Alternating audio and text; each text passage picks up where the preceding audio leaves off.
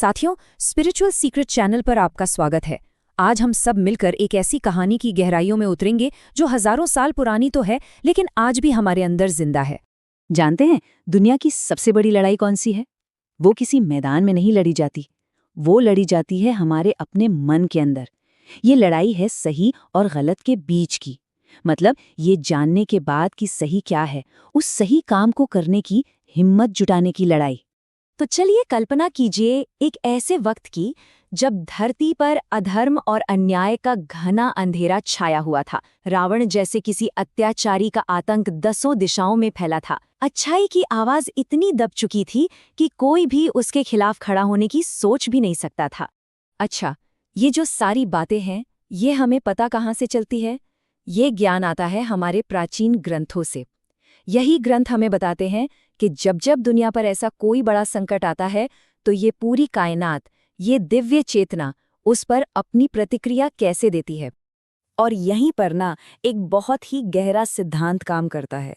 वो ये कि जब भी पाप, अन्याय या अनीति अपनी सारी हदें पार कर जाती है, मतलब जब वो अपने पीक पर पहुंच जाती है, तो कुदरत का संतुलन बनाने के लिए एक दिव्य शक्ति अपने आप सक्रिय हो जाती है। और बस यहीं से कहानी में एंट्री होती है दिव्य चेतना की। हमें ये समझना होगा कि जब बुराई का घड़ा भर जाता है तो दैवीय शक्ति का हस्तक्षेप होना तय है। ये कोई अचानक होने वाला चमत्कार नहीं, बल्कि एक आध्यात्मिक नियम है। और पता है, ये जो मदद है, ये बड़े ही अलग अलग रूपों में सामने आती है। कभी देवता खुद धरती पर ज्ञानी ऋषि बनकर आते हैं रास्ता दिखाने के लिए, तो कभी वानर जैसी साधारण सी दिखने वाली प्रजाति में असाधारण शक्ति बनकर, या फिर कभी जागी हुई आत्माओं के रूप में धर्म को फिर से स्थापित करने में मदद करते हैं। अब इसी कड़ी में कहानी को थोड़ा और आगे बढ़ाते हैं और चलते हैं इतिहास के सबसे बड़े युद्ध क्षेत्र में, महाभारत। ये सिर्फ जमीन का युद्ध नहीं था, ये धर्म और अधर्म यानी सही और गलत के बीच की सबसे बड़ी जंग थी। और इस महासंग्राम के केंद्र में कौन था? दुर्योधन। वो सिर्फ एक घमंडी राजकुमार नहीं था, वो अधर्म का, यानी जो कुछ भी गलत है उसका एक जीता जागता प्रतीक था। लड़ाई ऊपर से तो पांडवों और दुर्योधन के बीच दिख रही थी, लेकिन असली लड़ाई तो कहीं ज्यादा गहरी थी। क्योंकि देखिए, इतिहास का सबसे बड़ा युद्ध कुरुक्षेत्र की भूमि पर नहीं, बल्कि हर इंसान के दिल और दिमाग के अंदर लड़ा जाता है। और यही इस पूरी कहानी का और शायद हमारी अपनी जिंदगी का भी सबसे बड़ा सच है। लेकिन यहीं पर एक बहुत ही बड़ा और जरूरी सवाल खड़ा होता है। दुर्योधन कोई अज्ञानी नहीं था, उसे धर्म का पूरा ज्ञान था। वो अच्छी तरह जानता था कि क्या सही है और क्या गलत। तो फिर सवाल ये है कि वो हारा क्यों? और कमाल की बात यह है कि इसका जवाब हमें कहीं और से नहीं, बल्कि खुद दुर्योधन के मुंह से मिलता है। वो कहता है, जानामि धर्मम न च मे प्रवृत्ति।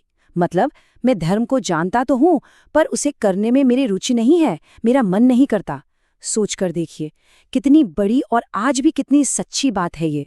तो बस यहीं पर दुर्योधन और अर्जुन के बीच का सारा फर्क साफ हो जाता है। एक तरफ दुर्योधन था जो रास्ता जानने के बावजूद उस पर चल नहीं पाया, और दूसरी तरफ अर्जुन था जिसने अपने अंदर की आवाज को, उस दिव्य प्रेरणा को सुना, माना और धर्म के लिए कर्म किया। और इसीलिए ये कहानी सिर्फ दुर्योधन की नहीं है, ये कहानी हम सब की है, हमारे अंदर की है। हम में से कितने ही लोग जानते हैं कि सुबह उठना अच्छा है, गुस्सा करना बुरा है, सच बोलना सही है, पर सवाल तो यही है कि हम कितनी बार उस सही काम को कर पाते हैं। तो चलिए इस पूरी कहानी से वो एक सूत्र, वो एक फॉर्मूला निकालते हैं जो असल जीत का रास्ता दिखाता है। एक ऐसा रास्ता जो आज भी उतना ही काम का है। देखिए, असल जीत का रास्ता ना 3 कदमों से बनता है। पहला कदम है सच को जानना, जो कि दुर्योधन भी जानता था। लेकिन दूसरा और सबसे जरूरी कदम है उस ज्ञान को अपने आचरण में लाना, उस पर अमल करना। और तीसरा कदम है अपने अंदर से उठने वाली सही प्रेरणाओं को पकड़ना और उन्हें अपनाना। तो सीधी सी बात है, जीत हमेशा उसकी नहीं होती जो सिर्फ जानता है। जीत तो उसकी होती है जो जानने के साथ साथ उस रास्ते पर चलता भी है।